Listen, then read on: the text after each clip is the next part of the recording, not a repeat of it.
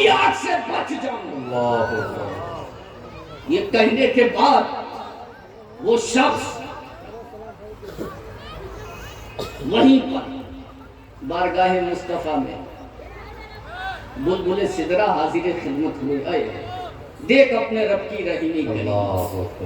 مسلمان جھنجھوڑ اپنے قلب کو، اپنی عیاری پر نظر ڈال اور خدا کی کریمی کو دیکھ، اپنے گناہوں کو دیکھ اور خدا کے فضل کو دیکھ۔ ارے تمہارے گناہ یہ ہے، ہماری خطائیں یہ ہے، رات دن خطا کریں، رات دن گناہ کریں، زنا ہم کریں، شراب ہم پیئیں، سود ہم کھائیں، لیکن شام کے وقت دسترخوان سج جاتا ہے، مربن غذائیں اس پہ موجود ہوتی ہیں۔ رب قادر مطلق ہے، اگر رب چاہے تو جو ہم دسترخوان سے ایک لقمہ اٹھا رہے ہیں، میرا رب چاہے تو وہ لقمہ ہماری حلق کے نیچے نہ اترنے پائے، لیکن اے انسان اپنے رب کی کریمی دیکھ، گناہ پہ گناہ کر رہا ہے لیکن رب تجھے رزق پہ رزق دے رہا ہے۔ سبحان اللہ سبحان اللہ۔ ابھی تیرے گناہ کے سبب کوئی مسلمان بتا دے کہ میرے گناہ کے سبب کبھی ہمارے دسترخوان پر کھانا نہ آیا ہو۔ لاکھ گناہ کرتے ہو لیکن شام کو اللہ پیٹ بھرا دیتا ہے۔ اور یہی پر تمہارا خود کا تقاضا یہ ہے کہ اگر دکان پر، اپنے فارم ہاؤس پر، اپنے کھیت پر اگر کوئی کرمچاری، کوئی نوکر رکھے ہوئے ہو اور اگر اس سے کہہ دو کہ آج یہ کام ہونے والا ہے، شام کو پہنچے تو اس نوکر نے کوئی کام نہ کیا تو تیبر آسمان پر نوکر کو وارننگ دے دیئے۔ کیا وارننگ؟ کام کیوں نہیں کیا؟ وہ کہنے لگا طبیعت نہیں سی۔ ایسا کچھ نہیں، طبیعت کی نوٹنکی نہ چلے گی، یا تو تنخواہ کاٹیں گے یا نکالیں گے۔ ایک دن کی نافرمانی، کرمچاری کی تنخواہ کاٹ لو، نوکر کو نکال دو، نوکر کو ہٹا دو، اور خدا کے جو نوکر ہو، خدا کے جو بندے ہو، پوری عمر اس کی نافرمانی کرو، اس کے لیے کبھی خیال نہیں آیا۔ رب نے کبھی روزی بند نہیں کی، رب نے کبھی اپنی رحمت کا دروازہ تم پر بند نہیں کیا۔ بلبل سدرہ بارگاہ رسالت میں آتے ہیں، یا رسول اللہ، وہ جو آیا تھا اس کو بلا لیجیے۔ اللہ فرماتا ہے کہ مخلوق کو کس نے پیدا کیا؟ ہم نے پیدا کیا کہ آپ نے پیدا کیا؟ میرے پیغمبر فرماتے ہیں مجھے اور تمام مخلوق کو پیدا کرنے والا تو اللہ ہی ہے۔ اب یہاں سے سنیوں کا عقیدہ بھی سن لیں۔ ہم نبی کو بہت مانتے ہیں، بہت مانتے ہیں، بہت مانتے ہیں، لیکن اس بہت میں اتنا مانتے ہیں کہ انہیں خدا نہیں اور خدا کے برابر نہیں مانتے۔ سمجھے نا؟ ہم نبی کو بہت مانتے ہیں لیکن ہم نبی کو اس بہت میں نہ خدا مانتے ہیں نہ خدا کے برابر مانتے ہیں۔ یہ ہمارے عقیدے کی خوبصورتی ہے۔ بلبل سدرہ کہنے لگے یا رسول اللہ اس کو بلائیے اور کہیے کہ اللہ نے تیری توبہ قبول کر لی۔ پیغمبر نے اپنے صحابہ کو بھیجا، وہ بلایا گیا، کبتے ہوئے وجود سے مصطفیٰ کے سامنے ہے، عرض کرتا ہے یا رسول اللہ، کانپتی ہوئی زبان میں کہتا ہے میرے ماں باپ آپ پر قربان جائیں، کیا گردن مارنے کا حکم ہوگا؟ کیا سنسار کرنے کا حکم ہوگا؟ کیا مجھے قتل کرنے کا حکم دیا جائے گا؟ میرے پیغمبر فرماتے ہیں نہ تجھے سنسار کرنے کا حکم دیا جائے گا، نہ تجھے پتھر مارنے کا حکم دیا جائے گا، نہ تجھے قتل کرنے کا حکم دیا جائے گا، نہ تجھے سولی دینے کا حکم دیا جائے گا۔ ارے تو خوش ہو جا، تیرے رونے کی بنا پر، تیری گریہ وزاری کرنے کی بنا پر اللہ نے تیرے خطاؤں کو معاف کر دیا اور جبریل تیری مقبول توبہ کا پیغام۔ نعرہ تکبیر، نعرہ رسالت، جشن غوث الورا، مدرسہ غوث الورا، علماء اہل سنت، مسلک اعلیٰ حضرت ہم نے میرے بھائی کبھی توبہ کے دروازے سے گزرنے کی کوشش نہیں کی. ہم نے توبہ کے دروازے سے کبھی گزرنے کی کوشش نہیں کی. ہم نے اگر توبہ کے دروازے کو سمجھا ہوتا تو میرا رب ہم پر کرم کی بارش فرما دیتا. بے شک. آپ نے کبھی یہ سوچا رات کی تاریکیوں میں لیٹ کر کے چادر میں منہ ڈال کر کے آپ نے سوچا کہ مرنے کے بعد ہمیں حساب دینا پڑے گا؟ کون ہے جو حساب سے بچ جائے؟ کیا قرآن کی اس آیت کو بھول گئے اِنَّ بَطْشَ رَبِّكَ لَشَدِيدٌ؟ کیا بھول گئے اللہ کے اس فرمان کو کہ ہماری گرفت بہت سخت ہے؟ کیا بھول گئے اس بات کو کہ اللہ تمہیں سزا اور جزا دینے پر قدرت رکھتا ہے؟ اب رات دن برائیوں کی طرف بڑھتے جا رہے ہیں. میں نے پچھلی سال بھی کہا اور ان سال پھر اس جملے کو دہراتا ہوں کہ تمہارے ساتھ جو لنچنگ ہو رہی ہے وہ تمہارے ساتھ لنچنگ ہونے کا ایک سبب ہے، اور وہ یہ ہے کہ تمہیں رسول اللہ کا غلام سمجھ کر تم سے لنچنگ ہو رہی ہے. لیکن حقیقت میں یہ ہے کہ تمہارا حال یہ ہے کہ نہ خدا ہی ملا نہ مثالے صنم، نہ ادھر کے رہے نہ. اگر تم رسول اللہ کے سچے وفادار ہوتے تو تمہارے ساتھ لنچنگ کی تو چھوڑو، تمہیں دیکھ کر کے لوگ مصطفیٰ کے دیوانے ہو جاتے.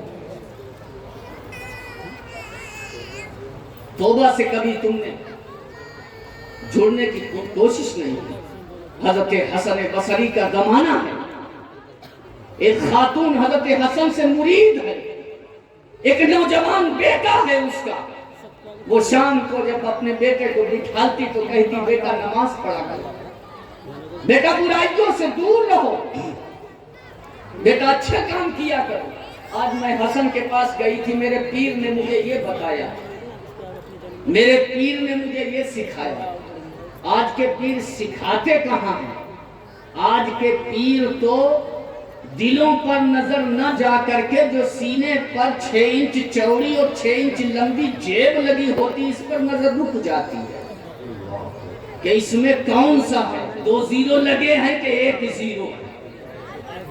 اور وہ جو پیر ہوتے تھے وہ گریباں تک نظر نہیں رہتی تھی، جو سینے میں ایک گوشت کا لوتھڑا ہے، جو انسانی وجود کا مرکز ہے، جو اللہ کی رحمت کا خزینہ ہے، جسے دل کہتے ہیں، جب وہ اس پر نظر ڈالتے تھے تو اگر گناہگار ہے تو پارسا بنا دیتے تھے، اگر پارسا ہے تو ولی بنا دیتے تھے. سبحان اللہ. روزانہ آتی تھی حضرت حسن کے بارے میں اپنے بیٹے کو بتاتی تھی کہ آج حسن نے یہ کہا، آج حسن نے وہ کہا. بیٹا سنتا نہ تھا. اچانک وہ بیٹا بیمار ہوا، بہت بیمار ہوا. تمام حکماں جواب دے گئے، بستر موت پر پہنچ گیا. ماں بیچاری بے بارات دن روتی رہتی بیٹے کی محبت میں. ایک دن بیٹے نے کہا ماں پیر جی سے کہو جا کر کے میرے لیے دعا کریں. ماں تو ماں ہوتی ہے، پہنچی پیر جی کے پاس، حضرت حسن کی بارگاہ میں رو کر کے کہنے لگی سرکار ایک ہی بیٹا ہے، جوان بیٹا ہے، شوہر بہت پہلے انتقال کر گیا، سرکار دعا فرما دیں اللہ آپ کی دعا کی برکت سے میرے بیٹے کو زندگی دے دے، میرا بیٹا صحیح ہو جائے، سرکار دعا فرما دیں. حضرت حسن نے کہا کس بیٹے کی بات کرتی ہو؟ یہ خاتون کون سے بیٹے کی بات کرتی ہو؟ وہ بیٹا جو نماز سے دور ہے، وہ بیٹا جو روزہ نہیں رکھتا، وہ بیٹا جو نماز نہیں پڑھتا، وہ بیٹا جو برائیاں کرتا ہے، وہ بیٹا جو گناہوں میں ملوث ہے، وہ بیٹا جو برسہ برس سے اللہ کی نافرمانی کر رہا ہے، اور اسی کے لیے میں ہاتھ اٹھا کر کے اللہ کے حضور کہوں کہ اللہ شفا دے دے، تو وہ بی ایسا نہ ہوگا. میں اس کے لیے دعا نہ کروں گا، وہ اللہ کا نافرمان ہے، اس نے مجھے تکلیف پہنچایا ہے.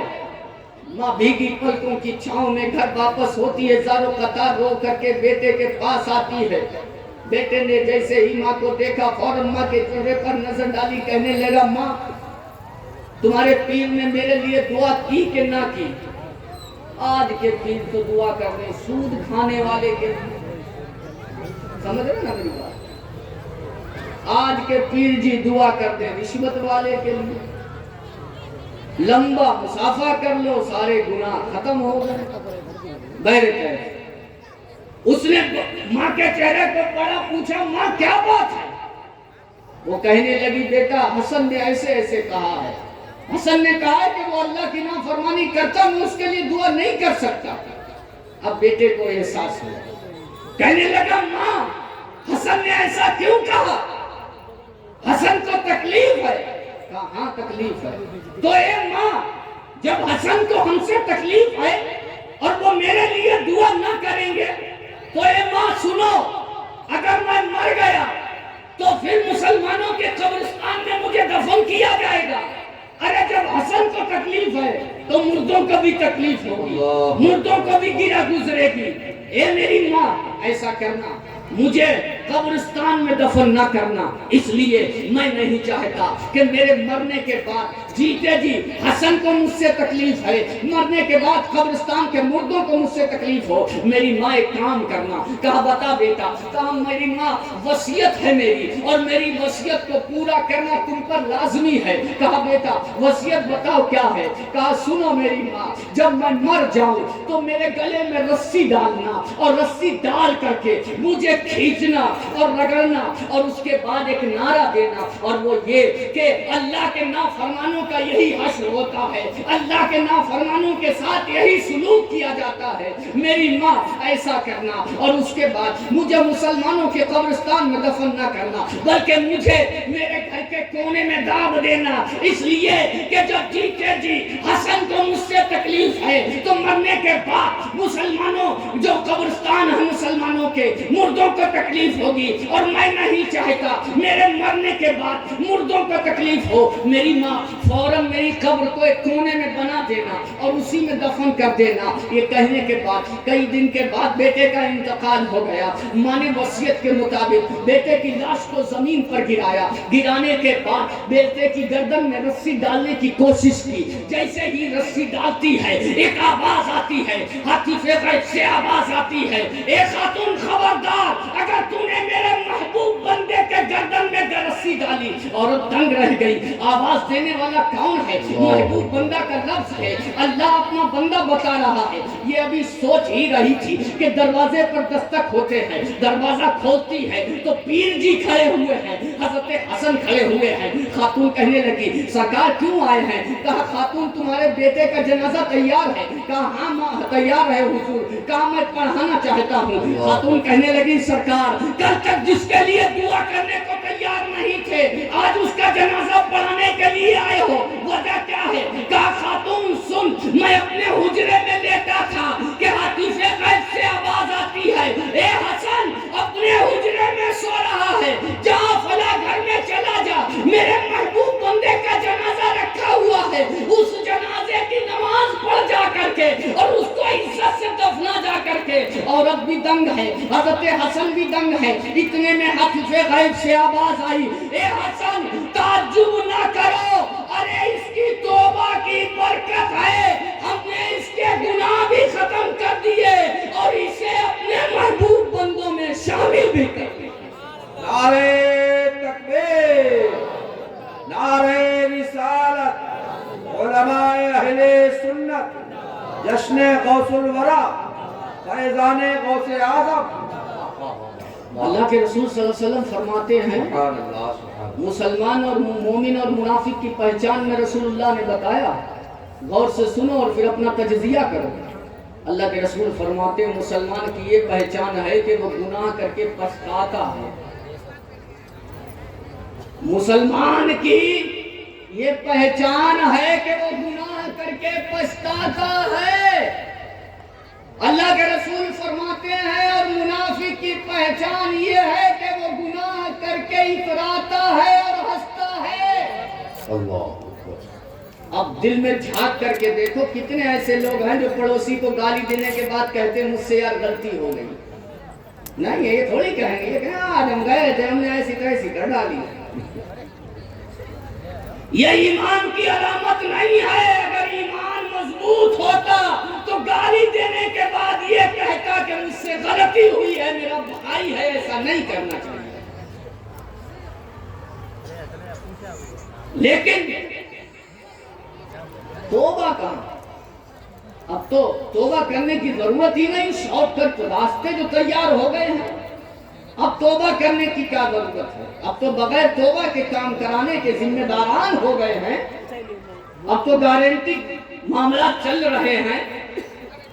لیکن یاد رکھو، کوئی یہ نہ سمجھے کہ ہم عالم ہیں تو ہم اللہ کی رحمت کے زیادہ مستحق ہیں. کوئی یہ نہ سمجھے کہ ہم حافظ ہیں تو ہمارے ہی لیے اللہ کی رحمت کے دروازے کھلے ہیں. کوئی یہ نہ سمجھے کہ ہم خطیب ہیں تو ہمارے لیے اللہ کی رحمت کے دروازے کھلے ہیں. کوئی یہ نہ سمجھے کہ ہم پیر ہیں تو ہمارے لیے ہی اللہ کی رحمت کے دروازے کھلے ہیں. کوئی یہ نہ سمجھے کہ ہم حاجی ہیں تو ہمارے لیے اللہ کی رحمت کے دروازے کھلے ہیں. کوئی یہ نہ سمجھے کہ ہم نمازی ہیں تو ہمارے لیے اللہ کی رحمت کے دروازے کھلے ہیں. بلکہ اللہ کی رحمت کے دروازے کس کے لیے کھل جائیں اور کس کے لیے بند ہو جائیں، یہ اس کی رحمت ہی فیصلہ کرتی ہے. اور جب اس کی رحمت کے دروازے کسی کے لیے بند ہو جاتے ہیں تو بڑے بڑے پارسا منہ کے بل جہنم کے گھروں میں دکھائی دیتے ہیں. اور جب اس کے رحمت کے دروازے سیاہ کاروں اور گناہگاروں پر کھلتے ہیں تو وہ گناہگار اللہ کے فضل سے جنت کی وادیوں میں سیر کرتے ہیں. لیکن توبہ تو کرو میرے بھائی. نمازیں تم چھوڑو لیکن احساس تمہیں نہیں ہوتا. سود تم کھاؤ احساس تمہیں نہیں ہوتا. گناہ تم کرو احساس تمہیں نہیں ہوتا. یہ جو دل ہے نا، جب برائیاں کرو تو جیسے ایک برائی کی تو اس دل میں ایک سیاہ تل پیدا ہوا. سمجھتے رہیے گا، تل پیدا ہوا. پھر بندے کو لگا کہ میں نے غلط کیا ہے. پھر اس نے توبہ کر لی. اس توبہ کے صابن سے وہ جو داغ لگا تھا وہ دھل گیا. لیکن اس نے توبہ نہیں کی. پھر اس برائی کے بعد پھر برائی کی، پھر برائی کی، پھر برائی کی، پھر برائی کی. تو جب برائی پہ برائی کرتا رہا تو وہ جو تل تھا وہ بڑا ہونے لگا. بڑا ہوتے ہوتے ہوتے ہوتے اس نے پورے دل کو کالا کر دیا. اب جب وہ دل کالا ہو گیا تو اب اسے نہ حرام سمجھ آتا ہے نہ حلال سمجھ میں آتا. اسے سب ہرا ہرا سمجھ میں آتا. سمجھے میرے بھائی؟ آپ توبہ کریے اور ان گناہوں سے معافی مانگیے جو آپ نے دن کے اجالے یا رات کی تاریکیوں میں کیے ہیں.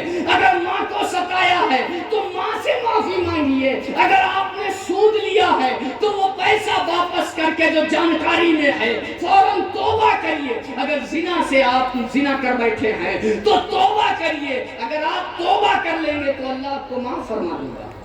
حضرت عمر ابن خطاب کا زمانہ، سامنے سے ایک شخص آ رہا ہے. اس نے عمر کو دیکھا، حضرت عمر نے اسے دیکھا. اس کا وجود کانپ گیا. ہاتھ میں شراب کی بوتل ہے، چھپی ہوئی ہے. حضرت عمر کو دیکھ کر کے کانپنے لگتا ہے. حضرت عمر پوچھتے کیا ہے اس تھیلے میں؟ اب کانپنے لگا. دل میں خیال کرتا ہے میرے رب آج میری لاج رکھ لے، میرے عیب کو چھپا لے. جملے سمجھیں؟ یا اللہ میری لاج رکھ لے، میرے عیب کو چھپا لے. میں سچی توبہ کرتا ہوں، شراب کبھی نہ پیوں گا. جب یہ دل میں ارادہ کیا تھا، حضرت عمر بولے کیا ہے؟ کہنے لگا حضور سرکہ ہے، سرکہ ہے. حضرت عمر کہنے لگے دیکھا. بوتل کو کھولا تو اس میں سرکہ ہی تھا. سبحان اللہ. بوتل کو کھولا تو اس میں سرکہ ہی تھا. تو اس سے ایک بات یہ بھی اندازہ کر لو، اگر سچی توبہ کر لی تو ممکن ہے اللہ تعالیٰ اس کی برکت سے جتنے گناہ ہیں نامہ اعمال میں وہ ختم کر کے اتنی نیکیاں لکھ دے گا. یہ رب کی رحیمی کریمی ہے، وہ جو چاہے. ایسی توبہ کرو جو آگے تو تمہارے لیے نصیحت ہوگا. کل سے توبہ کرتا ہوں, پیوں گا نہیں میں کشی کے سہارے, جیوں گا نہیں میرے ساتھی توبہ سے پہلے بس جام آخری آخری. تمہاری توبہ کا یہ حال ہے کہ اگر رمضان کا چاند نکلنے والا ہے تو یہ مسلمان شراب جو پیتے ہیں وہ کہتے ہیں یار کل تو چاند نکل ہی آئے گا, آج پی لے جتنی پینا ہے. اللہ اللہ. میرے بھائی کیا تجھے یہ خیال نہیں جو رب تیرا رمضان میں فیصلہ کرتا ہے وہی خدا رمضان سے پہلے اور بعد میں بھی فیصلہ کرتا ہے.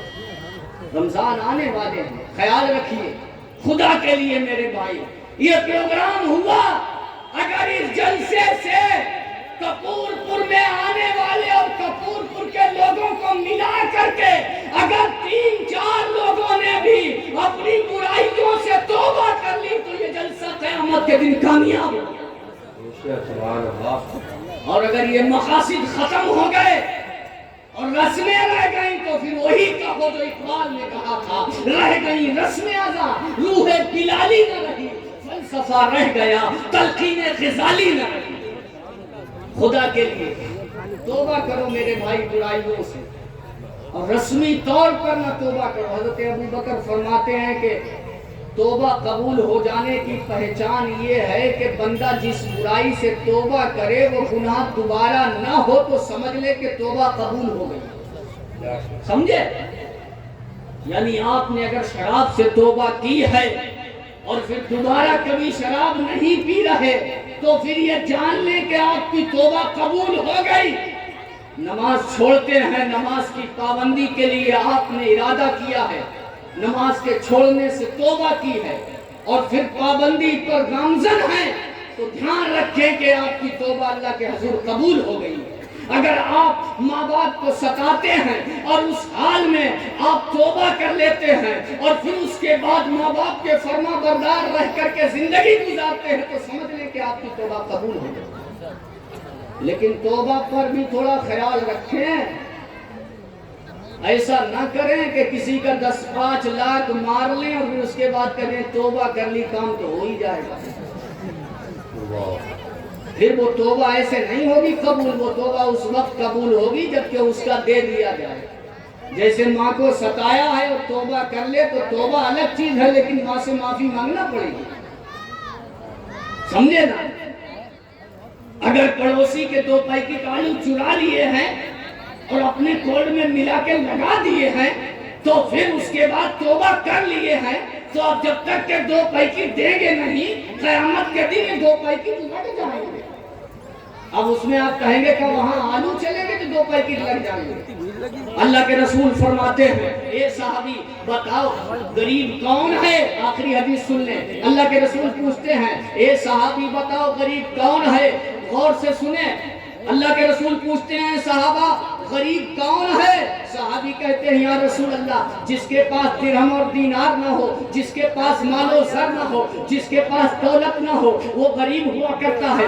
اللہ کے نبی فرماتے ہیں سنو غریب کون ہوتا ہے. نبی فرماتے ہیں غریب وہ ہے جو دنیا سے جب مرا تھا تو زکوٰۃ کا بھی ثواب تھا, روزہ کا بھی ثواب تھا, حج کا بھی ثواب تھا, نماز کی برکتیں تھیں, اخلاص کی برکتیں تھیں, حج کی برکتیں تھیں, تقوی کی برکتیں تھیں, تمام برکتیں اس کے پاس تھی, تمام نیکیاں اس کے پاس تھی. لیکن جب قیامت کے جا رہا ہے مر رہا ہے تو پھر اس کے ساتھ ایک برائی یہ ہے ماں کو ستایا ہے, پڑوسی کا حق مارا ہے, پڑوسی کو مارا ہے, کسی کا مال غصب کر لیا ہے, کسی کو گالی دیا ہے, کسی کو جبرن ستایا ہے, کسی کا جبرن مال مار لیا ہے. جب یہ قیامت کے دن پہنچا ہے اللہ کے حضور پہنچے گا تو روزہ اس کے پاس ہے, حج اس کے پاس ہے, زکوٰۃ اس کے پاس, سب کچھ نیکیاں اس کے پاس ہے, نیکی سے اس کا نام اعمال بھرا ہوا ہے. لیکن اللہ جب انصاف فرمائے گا تو اس کو بلائے گا جس کو اس نے گالیاں دی ہیں, جس کو ستایا ہے, جس کو مارا ہے وہ سارے اکٹھے کیے جائیں گے، اس کی نیکیوں کو بانٹا جائے گا۔ تمہارے کہتے کہ آلو چرائے تھے 5 پیکٹ لو، ایک حدیث کا لے جاؤ۔ تمہارا کیا کیا تھا؟ 2 بوری چارہ کاٹ لیے تھے، اس کا لے جاؤ، 100 وقت کی نمازیں تم لے جاؤ۔ اس طرح ساری تقسیم کر دیے جائیں گے، لیکن وہ لینے والوں کی لائن ختم نہ ہوگی، نیکیاں ختم ہو گئی لینے والوں کی، لیکن نیکیاں ختم ہو گئی، لینے والوں کی لائن لگی ہوئی ہے۔ تو اور اب اللہ فیصلہ فرمائے گا کہ اچھا اب آؤ، تمہارے گناہ کتنے ہیں؟ ان کے حصے میں 4 بار زنا کیے ہیں، ان کے اوپر ڈال دیے جائے۔ تمہارے حصے میں کیا ہے؟ چوری کیا ہے، ان کے اوپر ڈال دی جائے۔ تمہارے حصے میں کیا ہے؟ انہوں نے نمازیں چھوڑی ہیں، ان کے حصے میں ڈال دیا جائے۔ ان کے سارے گناہ اس کے حصے میں ڈال دیے گئے، نیکیاں بھی چلی گئی، ان کے گناہ ڈال دیے گئے۔ اللہ کے رسول فرماتے ہیں اور پھر اس کے بعد اس کو گھسیٹتا ہوا منہ کے بل لے جا کر کے جہنم میں ڈال دیا۔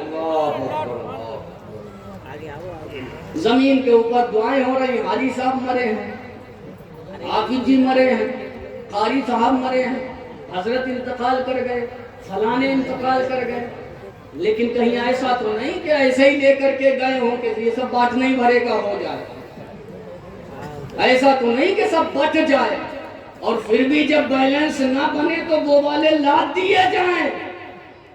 تو خدا کی رحمت کو پکارتے رہو اور توبہ کرنے کی ہر ممکن کوشش کرتے رہو۔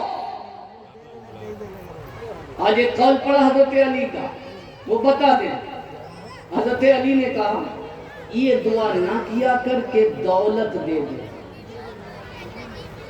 یہ دعا نہ کیا کر کے دولت دے دے، یہ دعا کیا کر کے اللہ ہمیں زیادہ رزق دے دے، اس لیے کہ کبھی کبھی دولت کے ڈھیر ہو جاتے ہیں لیکن رزق ختم کر دیا جاتا ہے۔ دولت کے بورے لگے ہوئے ہیں، منہ میں نلکی پڑی ہے، پانی چل رہا ہے، 2 مہینے ہو گئے پیٹ پہ ایک کربٹ لیٹے ہوئے ہیں، کھانا کھا نہیں پا رہے، بوتلیں لگی ہوئی ہیں، دولت کی دعا مانگے تھے، لگے ہیں بورے کھلاؤ نہیں، روزی کی دعا مانگ، رزق کی دعا مانگ، اگر اللہ نے قبول کر دی تو کبھی مرتے دم تک بھوکا نہیں رہے گا، ہر وقت شکم سے رہے گا۔ خدا کے لیے میرے بھائی توبہ کرو، نماز کی پابندی کرو۔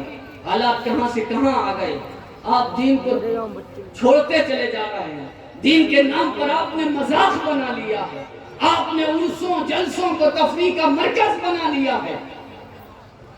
آپ کیا کر رہے ہیں؟